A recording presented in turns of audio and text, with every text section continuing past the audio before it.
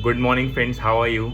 So, welcome back to my videos, and this is video 4 of my mutual fund series. And thank you so much for joining. And today, I would like to put some light on the history of mutual funds in India. I believe when you see the current scenario, you should also know what's the history of mutual funds, and it definitely helps the getting the perspective right.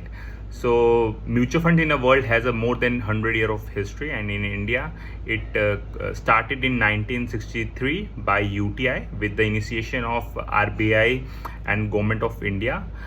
Its first scheme is US 64, which has a long queue if you want to buy it. Is the only AMC mutual funds in India till 1987, when many new public sector mutual funds has come into the play, and with the help of public sector banks, and SBI have commenced its operation in 1987, and can bank mutual funds have started in 1987, and at the start of 1987 the total AUM is around 6700 crores, which is only with the UTI. And if you want to invest in mutual funds, this is the only scheme you have in India, and you can obviously invest in that only. So with the commencement of many public sector banks, public sector mutual funds in mutual fund industry, many have commenced its operation until 1992. Those UTI and the public sector mutual funds were the only players in mutual funds, and at the start of 1992, which is a period of post liberalization, and the AUM which has touched around 47,000 crores at the start of 1993, and with the commencement of reforms of post liberalization, many public sector mutual funds have also come into the play, and with pioneer Kotari being the first one which has commenced its operation in India, which were further merged in Franklin Templeton mutual fund, and many new public sector and private sector mutual fund come into play, and till 2003,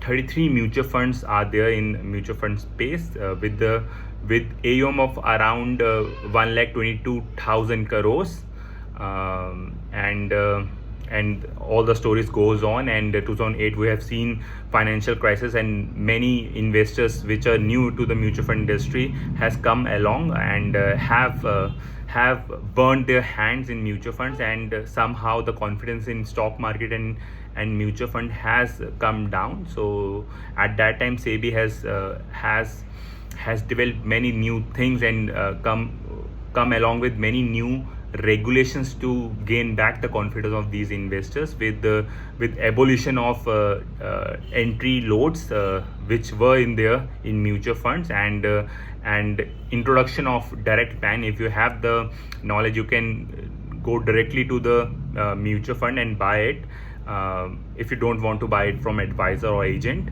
So these are the things which are done by the SEBI, which is a regulator of these mutual fund, with its regulations coming in 1996. So with the help of this SEBI, actually we have crossed, and obviously with SEBI, AMCs, and many advisors and agents, we have crossed around 10 lakh crores in 2014, and in 2017 we have crossed 20 lakh crores of AUM across India, and then in 2020 we have crossed AUM around 30 lakh crore. When I joined mutual fund industry in 2018, it has a AUM of around 22 lakh crores. So this is the brief perspective of history of mutual fund, and nowadays we are sitting at a AUM of around 75 lakh crores, which has a equity AUM of around 40 lakh crores. So I still believe it's an iceberg, is a tip of the iceberg, and we have many things which will grow from this level, and keep investing in mutual funds, I believe. And only 10% only 10% of the assets of the total stock market is in mutual funds. Mutual fund buy that only 10%. So around not 10%, sorry, it's around 19% of the assets of the total stock market is the buyer. Mutual fund is a buyer.